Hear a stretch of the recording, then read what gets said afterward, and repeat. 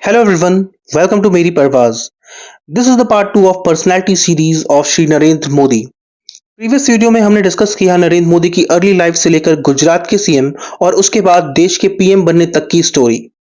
इस वीडियो में हम 2014 से लेकर अब तक की मेजर डेवलपमेंट्स को डिस्कस करेंगे डिटेल में। फ्रेंड्स, मेरी परवाज में हम हमेशा आपकी क्वालिटी कंटेंट प्रोवाइड करेंगे जो आपकी सोशल, पॉलिटिकल, इकोनॉमिक और स्पिरिचुअल डेवलपमेंट में हेल्प करेगा।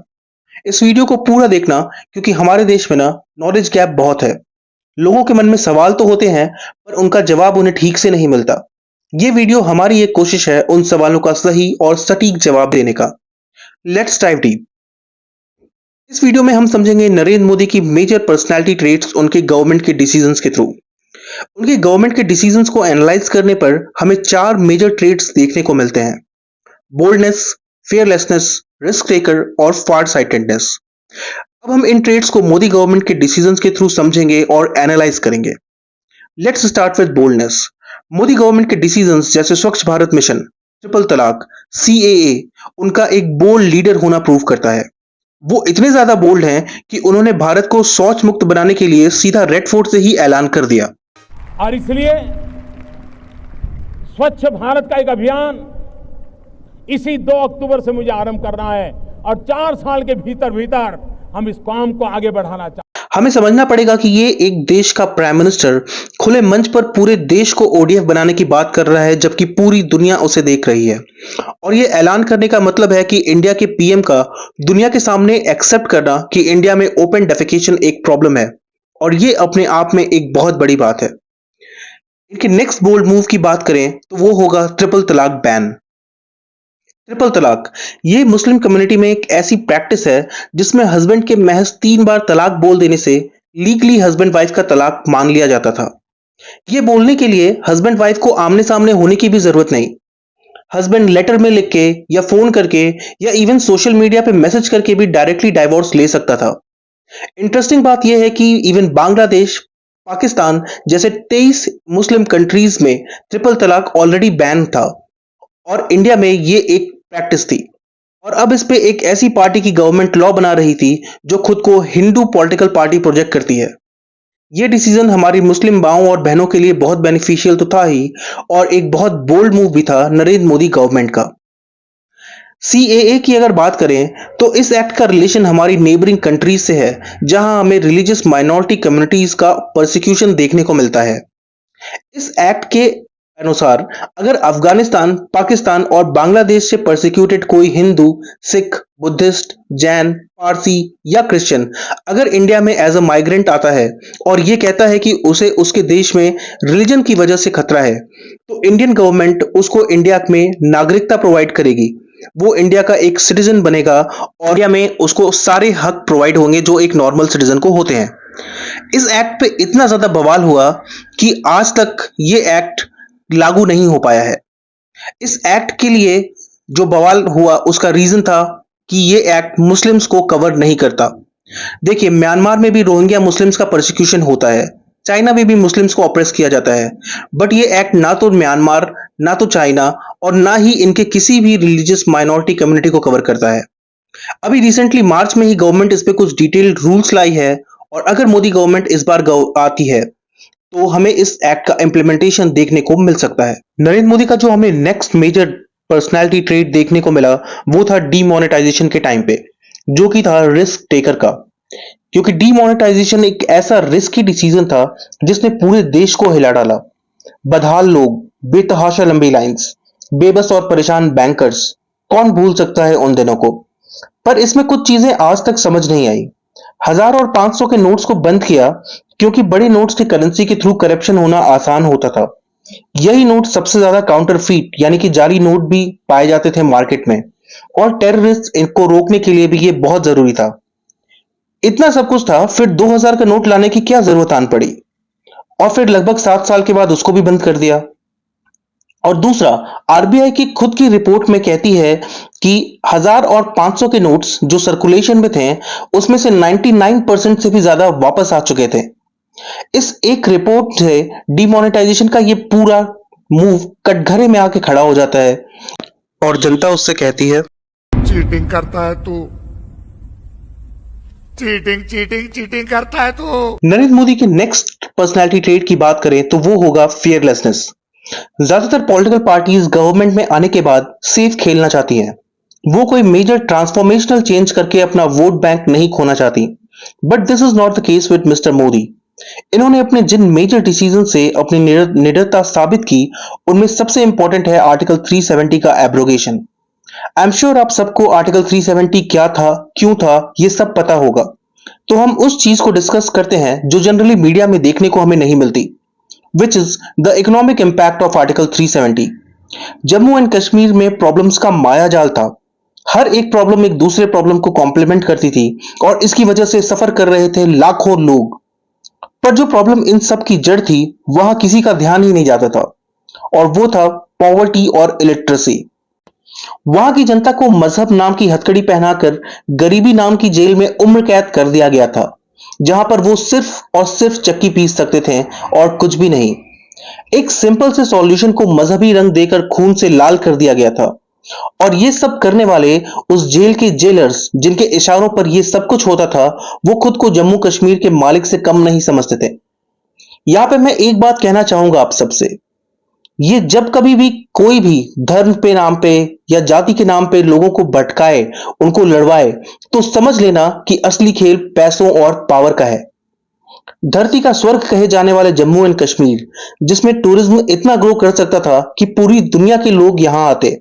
सोचिए, जैसे हम घूमने के लिए बाहर स्विट्जरलैंड, सिंगापुर जाते हैं, वैसे वहां के लोग हमारे देश में आते। स्टेट की जीडीपी को, वहां के लोगों को कितना फायदा होता। पर सच्चाई तो ये थी कि विदेशी तो क्या, हम भारतीय भी वहां जाने से कतराते थे, स्पेशली कश्मीर में। वहां की जीएसडीपी यानी ग्रॉस स्टेट डोमेस्टिक प्रोडक्ट में 29 स्टेट्स में से जम्मू एंड कश्मीर 13वें 14वें नंबर पर रहता था।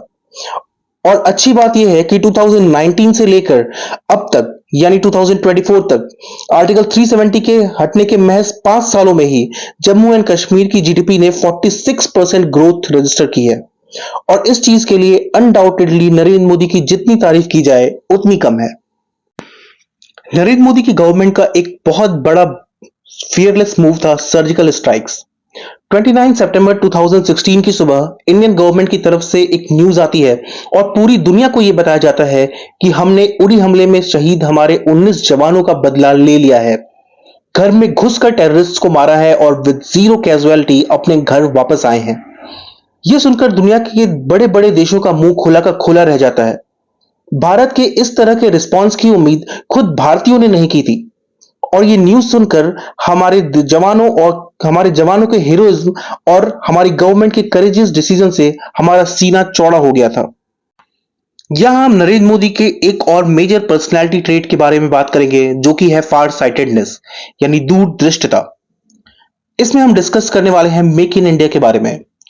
नरेंद्र मोदी की गवर्नमेंट फॉर्म करते ही उनकी गवर्नमेंट एक कोशिश करती है भारत में मैन्युफैक्चरिंग सेक्टर को बूस्ट करने की। डू यू नो, हमारे देश में जो ग्रोथ है उसको एक जॉबलेस ग्रोथ कहा जाता है। 1990s के टाइम पे हमारी और चाइना की इकोनॉमिक कंडीशन ऑलमोस्ट एक जैसी थी, पर आज चाइनीज इकोनॉमी 18 ट्रिलियन डॉलर की है और हमारी महज 3.7 ट्रिलियन डॉलर की। फ्रेंड्स, इसकी सबसे बड़ी वजह है मैन्युफैक्चरिंग, मतलब फैक्ट्रीज जहां गुड्स और प्रोडक्ट्स बनाए जाते हैं। यही सेक्टर सबसे ज्यादा जॉब्स देता है और एक डेवलपिंग कंट्री की ग्रोथ में सबसे ज्यादा मदद करता है। तो क्लियर है कि हमें इस सेक्टर को मजबूत करने की जरूरत थी, आज भी है। पर क्या होता है जब कोई विदेशी कंपनी इंडिया में अपनी मैन्युफैक्चरिंग यूनिट खोलना चाहती है? उनको चक्कर पे चक्कर लगाने पड़ते हैं, गवर्नमेंट की अलग अलग मिनिस्ट्रीज के अलग अलग डिपार्टमेंट्स के क्लियरेंसेस लेने पड़ते हैं, और आप तो जानते हैं हमारी गवर्नमेंट ऑफिसेज का हाल। तो इस प्रॉब्लम को जड़ से मिटाने के लिए मोदी गवर्नमेंट स्टार्ट करती है मेक इन इंडिया इनिशिएटिव। इसके थ्रू फॉरेन कंपनीज को इनवाइट किया जाता है, उनको सारे क्लियरेंसेस फास्ट टैग दिलवाने के इंतजाम किए जाते हैं और हम बाहें फैलाए उनका इंतजार करते हैं, पर कुछ खास रिस्पॉन्स नहीं मिलता। और फिर आता है चाइनीज वायरस यानी कोविड-19, और इसमें लगते हैं चाइना के ऊपर सीरियस एलिगेशंस इसको फैलाने के। और तब इन कंपनीज को यह समझ आता है कि China is not safe in the long run. इसकी वजह से 2023 में एप्पल और इस साल 2024 में टेस्ला की मैन्युफैक्चरिंग यूनिट्स को इंडिया में ओपन करने की बात हो रही है। वी आर होपफुल कि हमें कुछ पॉजिटिव देखने को मिले यहां से। तो नरेंद्र मोदी, जिनकी कहानी की शुरुआत वडनगर नाम के एक छोटे से गांव से हुई थी, आज वो देश के पीएम के रूप में बड़े बड़े डिसीजंस ले रहे हैं। पर क्या ऑल इज वेल? क्या उन पे और उनकी गवर्नमेंट पे कोई एलिगेशन नहीं है?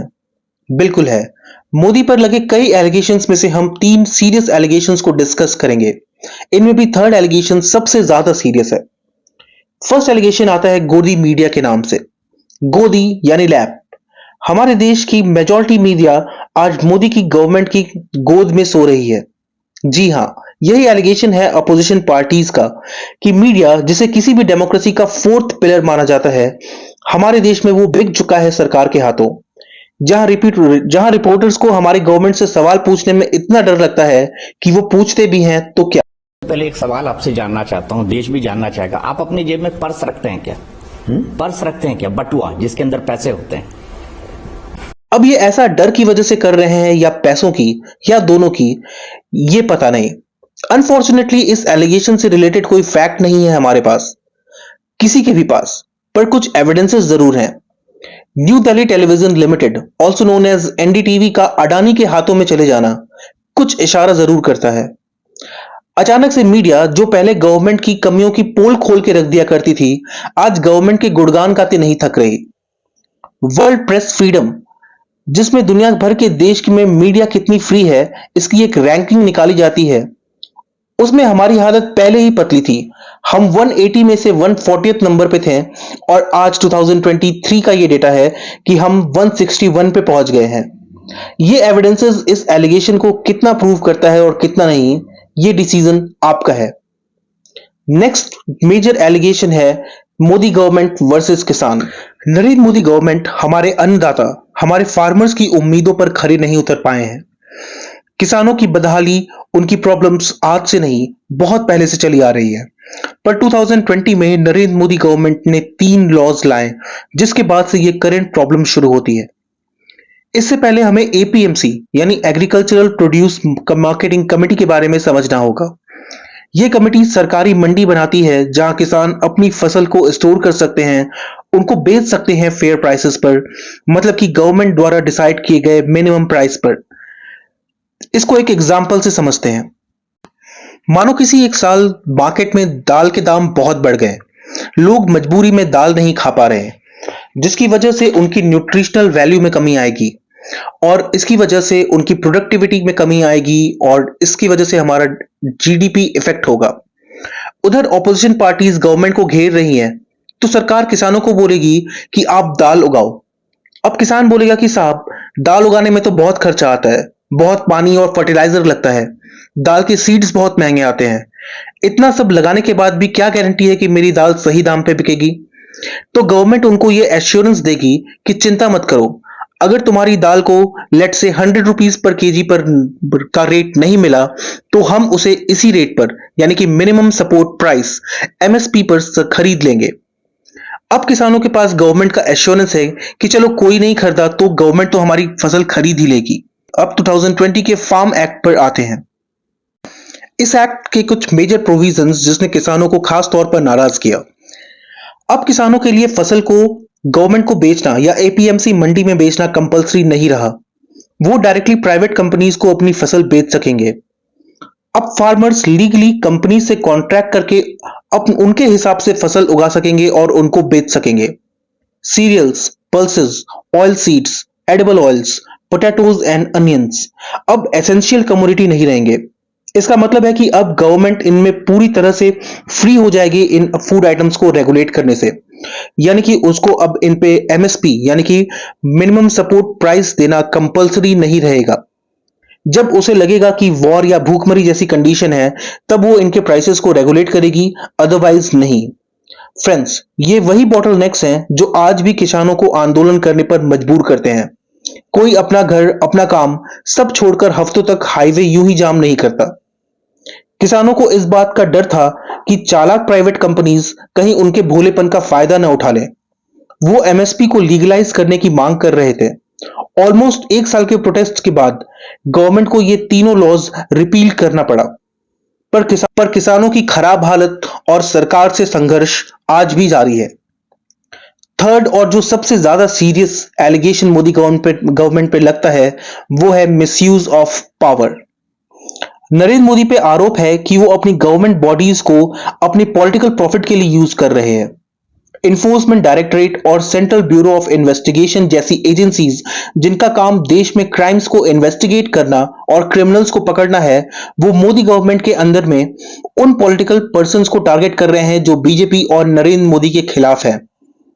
और अगर वही पर्संस बीजेपी ज्वाइन कर लें तो उनके खिलाफ ये प्रोसीडिंग्स बंद कर देते हैं। इसी का नाम कुछ लोगों ने मोदी वॉशिंग पाउडर रखा है। फ्रेंड्स, एक तरफ कांग्रेस जो सफेद धन को काला करती थी, वहीं बीजेपी काले करतूत वाले आदमियों को ही सफेद कर देती है।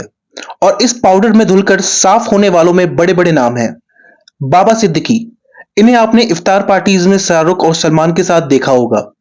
अजीत पवार, अशोक चौहान, जगन मोहन रेड्डी ने बीजेपी तो ज्वाइन नहीं किया बट अपने रिलेशंस जरूर इंप्रूव किए हैं बीजेपी के साथ। फ्रेंड्स, अगर ये सच है तो ये बहुत ही शर्म की बात है कि हमारे देश की टॉप इन्वेस्टिगेटिंग एजेंसीज महज कठपुतली बनकर रह गई हैं सत्ताधारियों के हाथों, जो इन्हें जैसे चाहे वैसे नचाते हैं। अभी कुछ दिनों पहले तक ये न्यूज में चर्चा चल रही थी कि इनकम टैक्स डिपार्टमेंट ने कांग्रेस के बैंक अकाउंट्स फ्रीज कर दिए। 2017-18 की कुछ 135 करोड़ की टैक्स लायबिलिटीज को लेकर ये बैंक अकाउंट फ्रीज किए गए थे। इलेक्शन से जस्ट एक महीने पहले कैसे आईटी डिपार्टमेंट को यह याद आया और उन्होंने कांग्रेस के बैंक अकाउंट्स को पहले फ्रीज किया और बाद में उनके अपील करने के बाद इनके अकाउंट पे लियन लगा दिया। ये अपने आप में कुछ सवाल जरूर खड़े करता है। फ्रेंड्स, ऐसा नहीं है कि हम यहाँ पे किसी भी पॉलिटिकल पार्टी के लीडर या फिर पॉलिटिकल पार्टी के सपोर्ट में या अगेंस्ट में बोल रहे हैं। कौन कितना सही और कौन कितना गलत है, इसका डिसीजन हम आप पर छोड़ रहे हैं, क्योंकि ये आप ही हैं जो सही और गलत की पहचान कर सकते हैं। आपके पास ही वो ताकत है कि अगर कोई अच्छा लगे तो उसको अपने सीने से लगाते हैं और अगर किसी ने कुछ गलत किया तो उसे सबक भी आप ही सिखा सकते हैं। Friends, here we will end the video. We hope हम आपके टाइम और अटेंशन को जस्टिफाई कर पाए हों। To see more from us, subscribe to our channel और ऐसे लोगों के साथ इस वीडियो को जरूर शेयर करें जो आधी अधूरी बातें सुनकर, पढ़कर डिबेट्स करते हैं। We will see you soon. Thank you very much.